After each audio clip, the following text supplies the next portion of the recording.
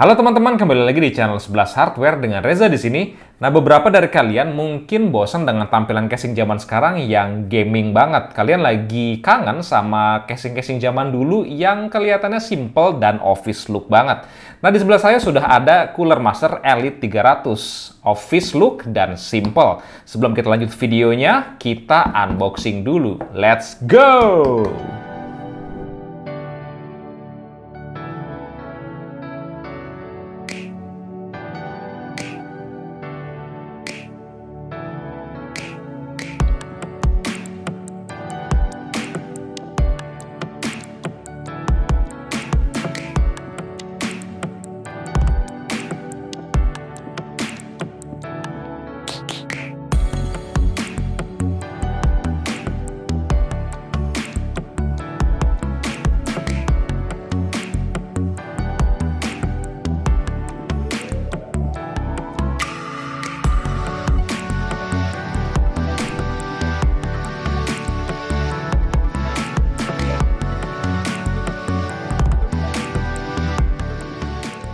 Oke, inilah penampakan casing Cooler Master Elite 300. Akhirnya setelah lebih dari 5 tahun vakum, Cooler Master ngeluarin lagi nih seri Elite yang legendaris.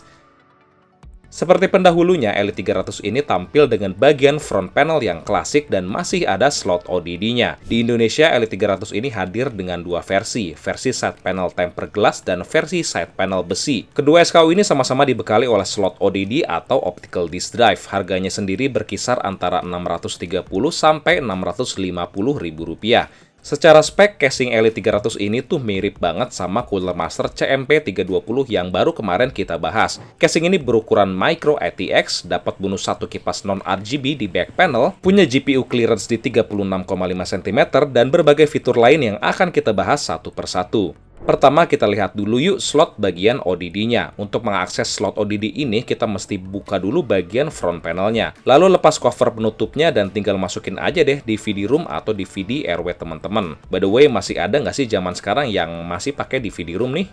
Untuk membuka bagian front panelnya ini sebenarnya sangat mudah. Tinggal ditarik aja bagian bawahnya, dan material front panelnya ini terbuat dari bahan plastik ABS. Terdapat dust filter yang terbentang dari bagian bawah slot ODD sampai ke bagian dasar casing.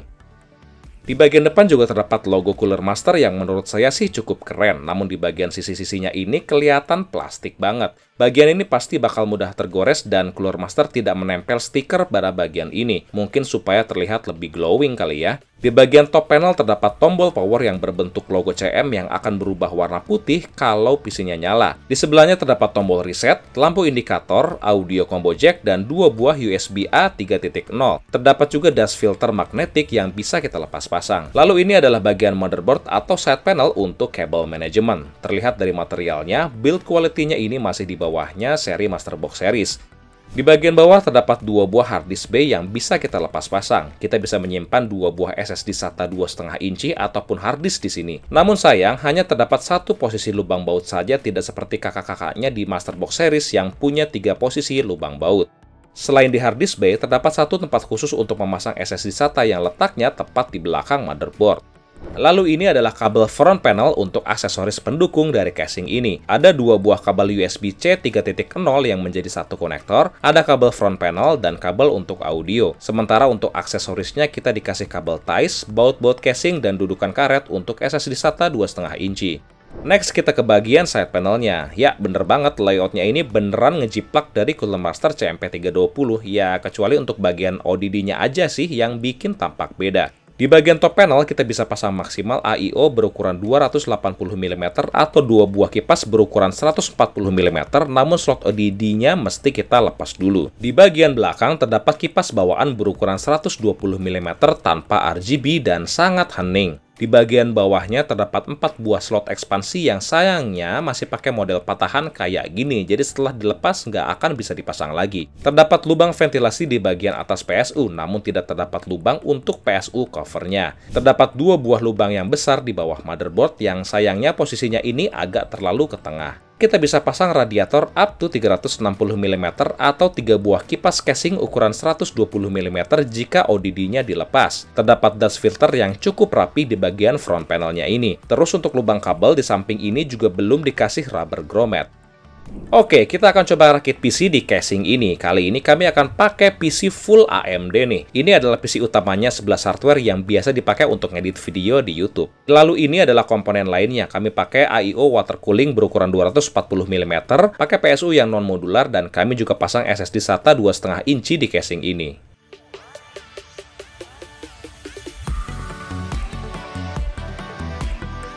Satu hal yang paling saya suka pas bagian pasang mobo ke casing Cooler Master adalah dudukan bautnya yang terdapat tonjolan. Ini berfungsi sebagai penanda untuk posisi motherboard udah tepat atau belum.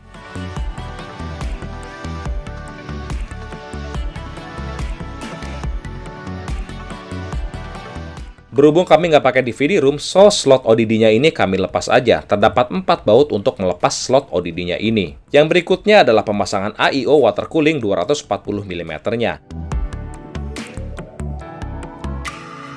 Bisa teman-teman perhatikan, masih terdapat space yang cukup antara slot RAM dengan kipas radiator. Jadi kita bisa pasang RAM lebih leluasa tanpa khawatir akan kepentok dengan kipas radiator.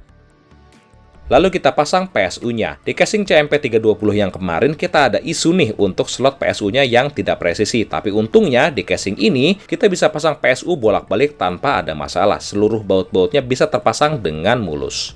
Setelah PSU terpasang, teman-teman bisa lihat nih seberapa sempit ruangan untuk menyimpan kabel PSU. Sekiranya dibutuhkan, kita bisa lepas aja harddisk bay-nya supaya ruang kabel manajemen menjadi lebih lega. Selanjutnya kita tinggal colok-colokin aja kabelnya ke motherboard. Kabel dari PSU, kabel dari AIO, dan kabel dari front panel casing. So far kendala kami hanya di lubang kabelnya yang terlalu ke tengah aja nih. Kabel dari audio front panel terlalu panjang terbentang karena tidak terdapat lubang di ujung belakang casing. Terakhir untuk pemasangan VGA juga tidak ada masalah sama sekali. Di sini kami pakai RX 6700 XT dari ASRock Phantom Gaming yang panjangnya mencapai 30,5 cm. Masih terdapat space untuk front panelnya bahkan jika kita pasang radiator AIO-nya sekalipun.